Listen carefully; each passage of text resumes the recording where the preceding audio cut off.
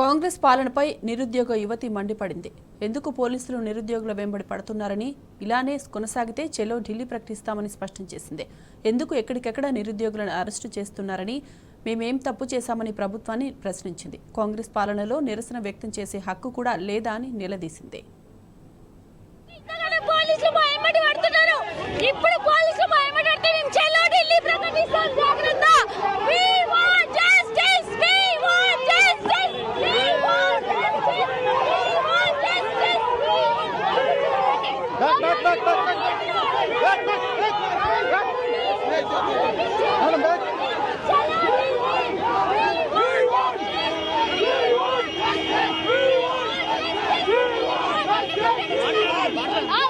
ప్రభుత్వం భయపడి ఇంతమంది పోలీసులు పెట్టడం ఎంతవరకు కరెక్ట్ అని అడుగుతున్నాం.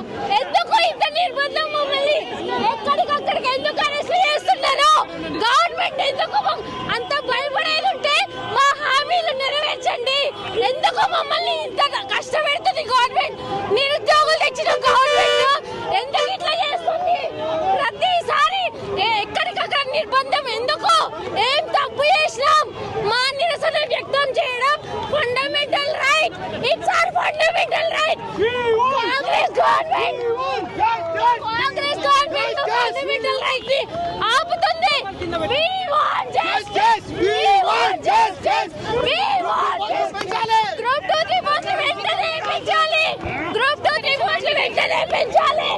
ఎందుకు గవర్నమెంట్ మమ్మల్ని ఇట్లా చేస్తుంది? చూస్తారు కదా అందరూ.